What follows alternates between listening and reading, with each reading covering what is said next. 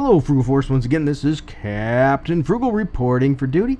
And today I was looking at a book, The Ferryman. Something different rather than just your normal superhero stuff. And I thought I'd check it out. So if you want to hear about it too, watch this video.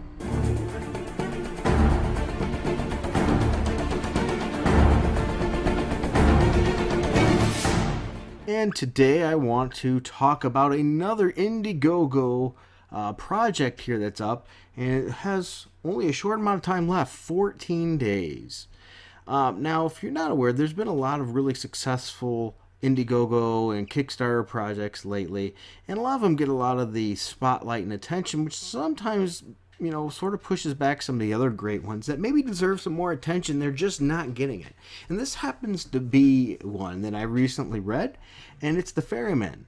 It says he takes the digitized souls of the dead to their virtual afterlife. Only now they're coming back. And that's the thing. If maybe you're wanting something a little different to read than superheroes slugging it out and things, this might be something you would be interested in looking into. I think this is it gets deeper than what your normal slugfest book does.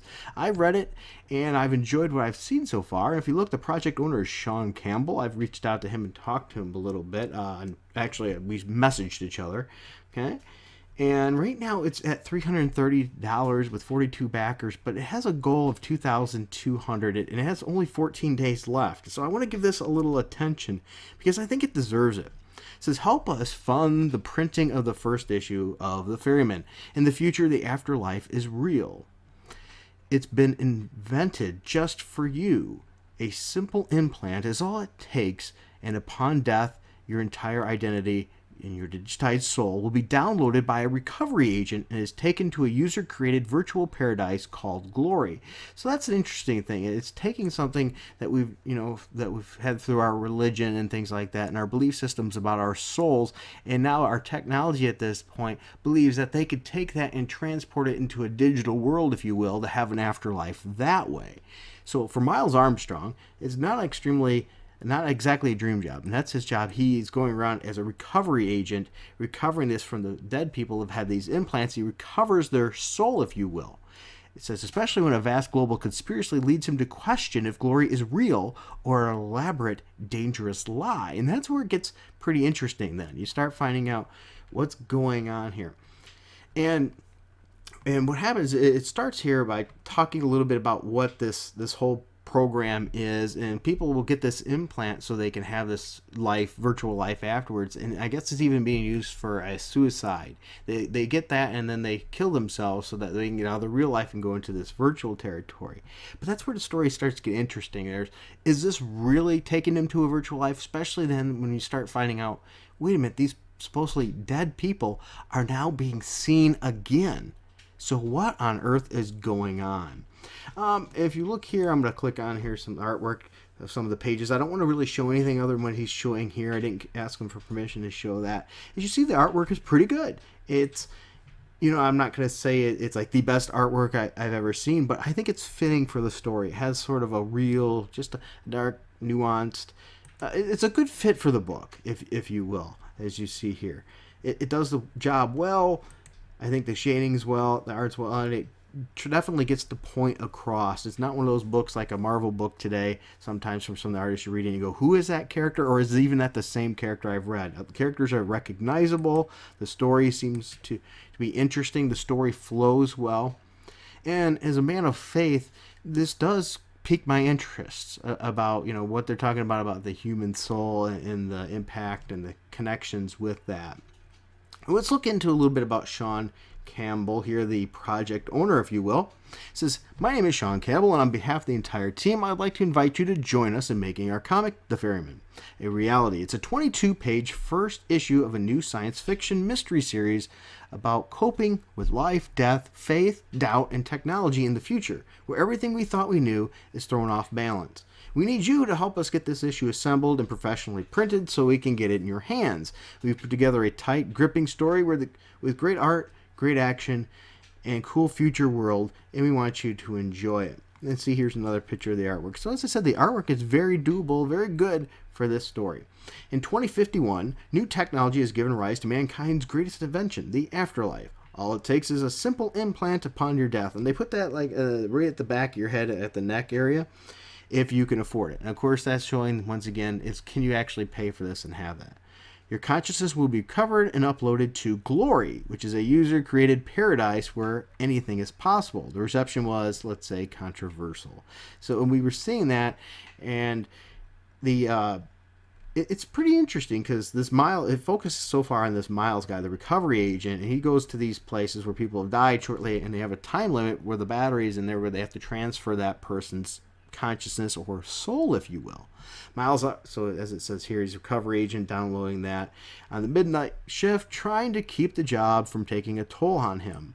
However, a special client, one of the inventors of Glory, is about to be murdered on his shift, and Miles is now the center of a vast conspiracy that threatens to destroy Glory from within and without, and that really enters some more uniqueness. Also, too, it seems that this Miles Armstrong is a little bit of a conflicted character. He has past maybe drug issues, something to that it reflects too, and I guess in this time people will dive into virtual reality. Frequently, that's a norm thing, just to get away from life.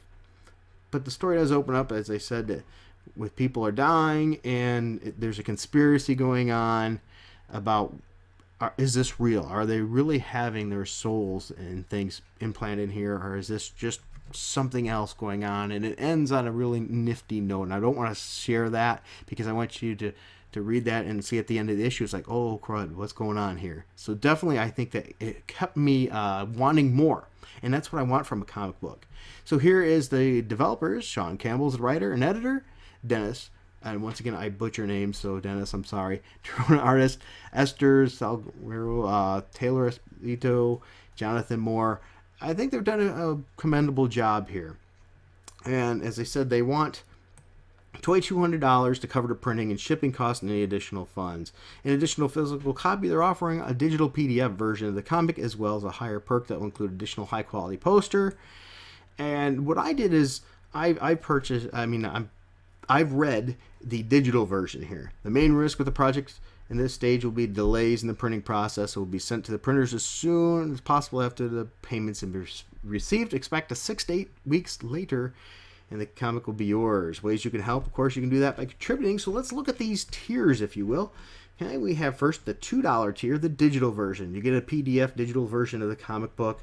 It's been done by 11. You know what? If you just want to dip your toes in there and see what it's like, that's one I'd probably recommend trying out. See if it's for you.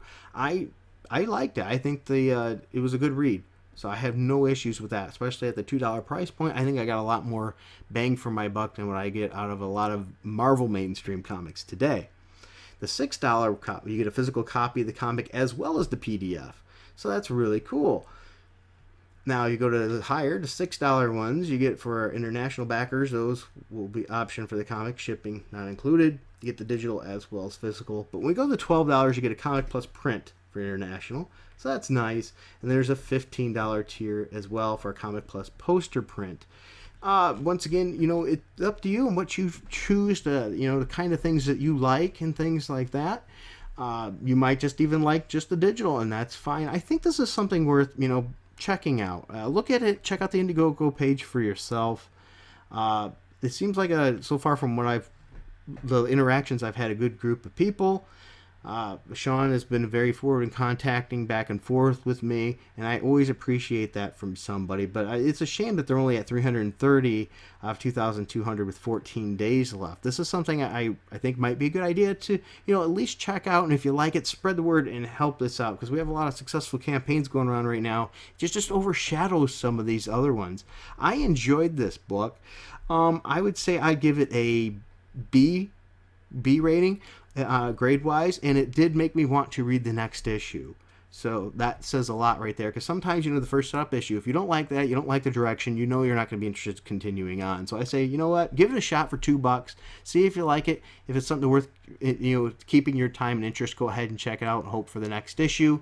If not, I understand if you want just superheroes and things, it's not for you. But if you want more story-driven, more scratch your head, what the heck is going on in a future kind of setting, this just might be the book for you.